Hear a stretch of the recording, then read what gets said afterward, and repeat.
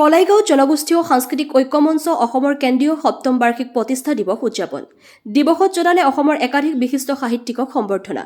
জনগোষ্ঠীয় সাংস্কৃতিক গীত মাত নৃত্যই মহিলে দৰ্শকক এটা সময়ত সাত ভনীৰ বৰ অসম আজি নাই আজি অসমত বসবাস কৰা সকলো জনগোষ্ঠী মিলিত হ'ল কলাইগাঁৱত অনুষ্ঠিত হোৱা সপ্তম বাৰ্ষিক প্ৰতিষ্ঠা দিৱসত উক্ত দিৱসত সাংস্কৃতিক পৰিক্ৰমাৰ মাজেৰে অনুষ্ঠিত হৈ কলাইগাঁৱৰ ৰাজচক্ৰ বিষয়া কাৰ্যালয়ৰ প্ৰেক্ষাগৃহত উল্লেখযোগ্য যে জনগোষ্ঠীয় সাংস্কৃতিক ঐক্যমঞ্চ অসমৰ সপ্তম বাৰ্ষিক প্ৰতিষ্ঠা দিৱস শদিয়া ধুবুৰী শিৱসাগৰ যোৰহাট গোলাঘাট বিশ্বনাথ চাৰিআলি আৰু গুৱাহাটীৰ পৰা আহে সাংস্কৃতিক ঐক্যমঞ্চৰ প্ৰতিনিধি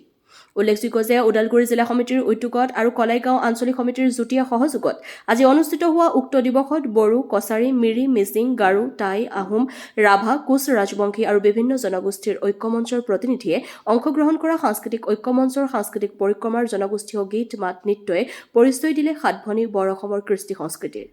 এদিনীয়া কাৰ্যসূচীৰে অনুষ্ঠিত হোৱা উক্ত দিৱসৰ উপলক্ষে উদ্বোধনী ভাষণ আগবঢ়াই সাংস্কৃতিক মহাসভাৰ অসমৰ কাৰ্যকৰী সভাপতি ডক্টৰ হৰিৰাম দাসে আৰু সভাপতিত্ব কৰে জনগোষ্ঠীয় সাংস্কৃতিক ঐক্যমঞ্চৰ সভাপতি ৰেৱকান্ত গগৈয়ে উল্লেখযোগ্য যে ওদালগুৰি জিলা সমিতিৰ সভাপতি কৃষ্ণকান্ত বড়োৱে আধৰা উক্ত সভাত অসমৰ কেইবাগৰাকীও বিশিষ্ট সাহিত্যিকক সম্বৰ্ধনা জনায়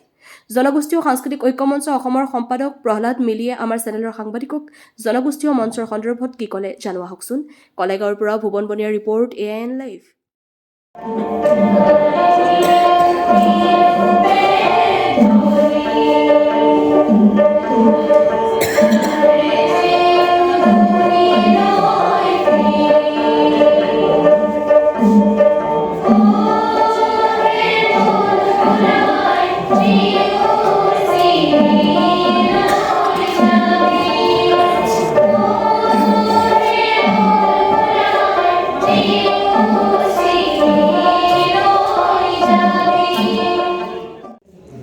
এই সপ্তমবাৰ্ষিক উদযাপন সমিতিৰ ফালৰ পৰা আপোনালোক সকলোলৈকে শ্ৰদ্ধা নিবেদন কৰিছোঁ আজি আমি ইয়াত কিয় সন্মিলিত হৈছোঁ এই উদ্দেশ্যটোকে অকণমান কৈ আজি সভাখনৰ ফালে আমি আগবাঢ়িম আমি বৰ অসমৰ বিভিন্ন জাতি জনগোষ্ঠী সন্মিলিত হৈ আছোঁ আমাৰ এই বৰ অসমত বাস কৰা বিভিন্ন জাতি গোষ্ঠী বড়ো কছাৰী ৰাভা মৰাণ মটক মিচিং আহোম কোচ কলিতা ব্ৰাহ্মণ গোৰ্খা আদিবাসী এই সকলোৰে সমন্বয়তে আমাৰ বৃহত্তৰ অসমখন গঢ়ি উঠিছে সকলো জনগোষ্ঠী নিজা নিজা নিজা নিজা বৰঘৰ আমি সাজি পেলাম আৰু সেই বৰঘৰটো সজাৰ কাৰণে আপোনালোকৰ ওচৰত আমি আহিছোঁ যে আপোনালোকৰ এৰিয়াত বহুত জনগোষ্ঠী আছে যে সকলো জনগোষ্ঠী আমি এক হৈ পেলাই তাত বৰঘৰ সাজিব লাগে আৰু প্ৰত্যেকটো জিলাত এটা এটা এনেকুৱা মঞ্চ আমাক লাগে সেই মঞ্চটোত আমাৰ কাম হ'ব কি যে যিয়ে গান গাই ভাল পায় তেখেতে তাত গান শিকিব যাব যোনে খেতি কৰি ভাল পায় তেখেতে তাত খেতিৰ বিষয়ে শিকিব যাব 2009 বৰ্ষত প্ৰতিষ্ঠা হৈছিল গোলাঘাট জিলাৰ শ্ৰী শ্ৰী সত্যনাৰায়ণ প্ৰেক্ষাগৃহত অনুষ্ঠিত কৰা হৈছিল এই সভাখনত সেই সভাখনত অসমৰ বিভিন্ন জিলাৰ প্ৰতিনিধি আহিয়ে এটা তেওঁলোকে কৈছিলে যে অসমত জাতি জনগোষ্ঠীৰ সমন্বয়ে যি আমাৰ কলাগুৰু বিষ্ণুপ্ৰসাদ ৰাভাদেৱ ৰূপৰ জ্যোতিপ্ৰসাদ আগৰৱালাই গৈ থৈ গৈছিলে সেই ৰাস্তাটো 24 ঘণ্টা আগলৈকে মানুহ অহা যোৱা কৰিব পৰা ব্যৱস্থা নাছিলে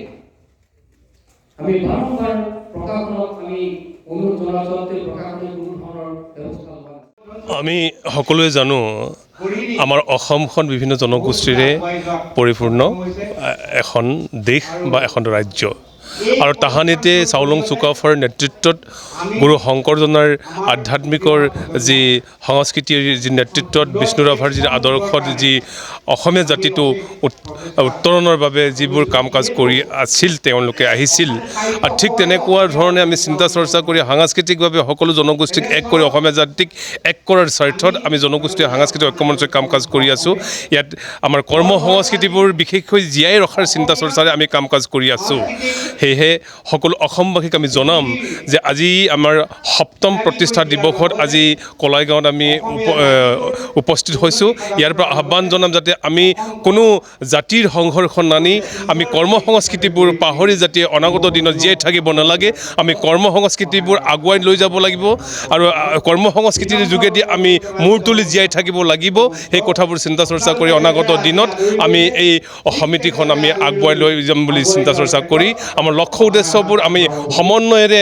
অসমীয়া জাতিটোক এক কৰাৰ চাৰ্চত অহা বহাগত আমি মিনিমাম আমি 1.5 মাহ 2 মাহ দিন আমি অসমীয়া জাতিৰ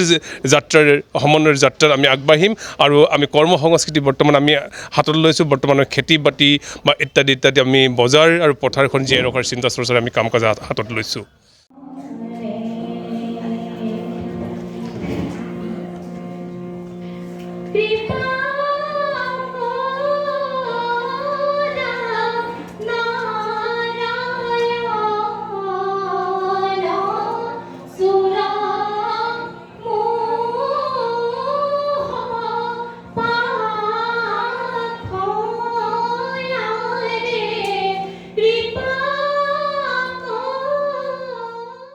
যিকোনো খবৰ আৰু বিজ্ঞাপনৰ বাবে যোগাযোগ কৰক 7896121996 লগতে 7002537271